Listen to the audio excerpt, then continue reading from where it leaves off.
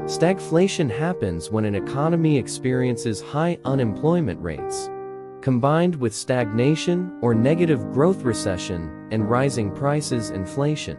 There are strategies to combat recession and inflation individually. But since these are conflicting effects, the combination of both makes stagflation challenging to control. Introduction. On one side, economic stagnation or negative growth can be addressed by increasing the money supply, making it cheaper for companies to borrow money, lower interest rates.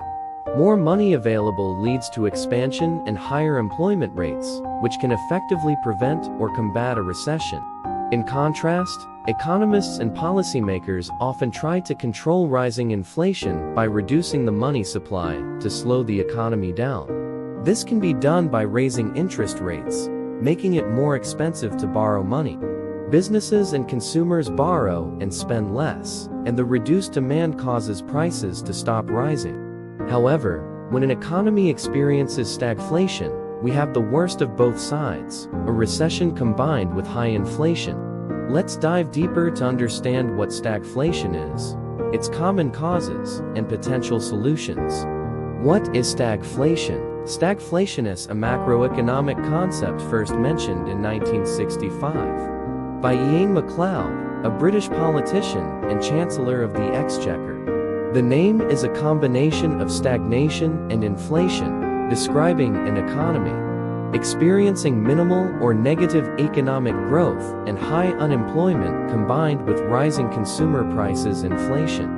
The typical economic controls used to combat each condition individually can worsen the other, making stagflation tricky for a government or central bank to deal with. Usually, high levels of employment and growth positively correlate with inflation, but that's not the case with stagflation. Economic growth is often measured by a nation's gross domestic product (GDP), which is directly related to employment rates. When GDP is not performing well, and inflation is rising, severe stagflation can lead to a broader financial crisis. Stagflation vs. inflation. Stagflation, as we have seen, is the combination of inflation and economic stagnation or negative growth. While inflation can be defined in different ways, it often refers to an increase in the prices of goods and services. We could also describe inflation as a decrease in the purchasing power of a currency. Clashing monetary and fiscal policy. Central banks like the US Federal Reserve manage the supply of money to affect the economy. These controls are known as monetary policy. Governments also directly affect the economy with spending and tax policies, known as fiscal policy. However, a clashing combination of fiscal and monetary policy can lead to runaway inflation and slow economic growth.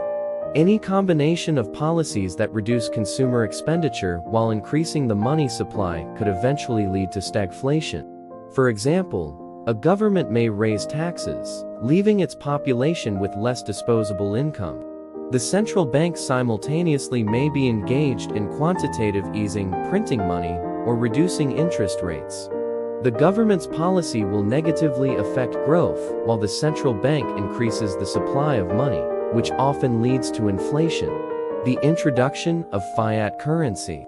Previously, most major economies pegged their currencies to an amount of gold.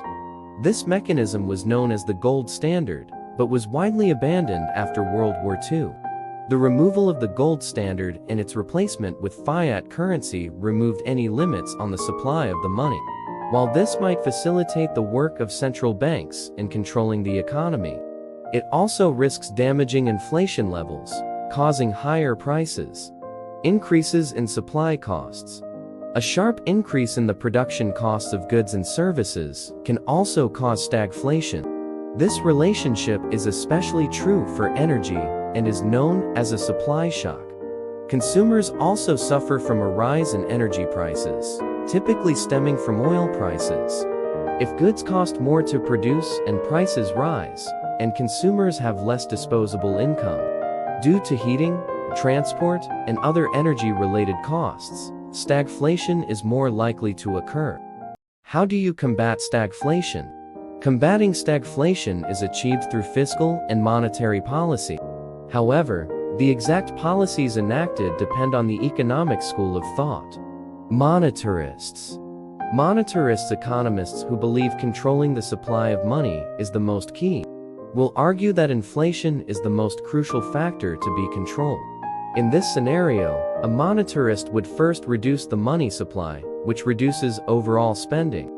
This leads to less demand and a fall in the prices of goods and services.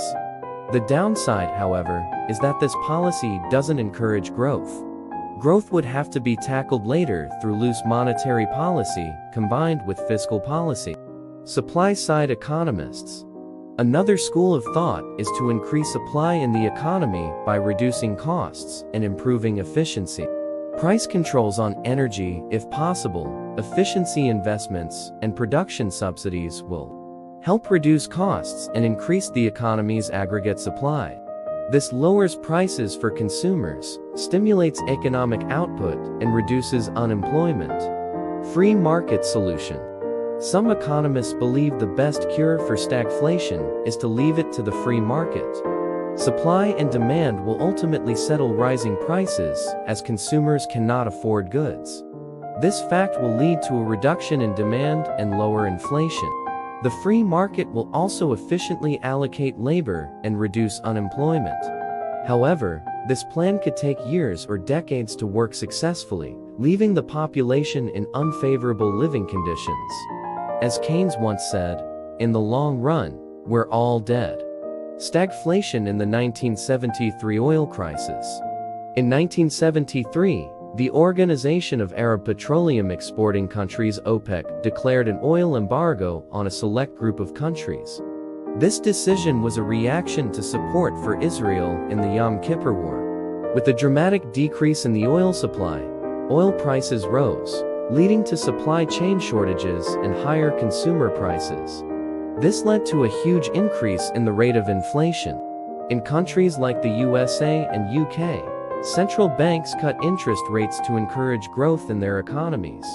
Lower interest rates make it cheaper to take out loans and provide an incentive to spend rather than save. However, the typical mechanism to reduce inflation is raising interest rates and encouraging consumers to save. With oil and energy costs making up a large part of consumer expenditure, and the cut in interest rates not stimulating enough growth, many Western economies experienced high inflation and a stagnant economy. Conclusion. Stagflation presents a unique situation for economists and policymakers, as inflation and negative growth don't usually occur together.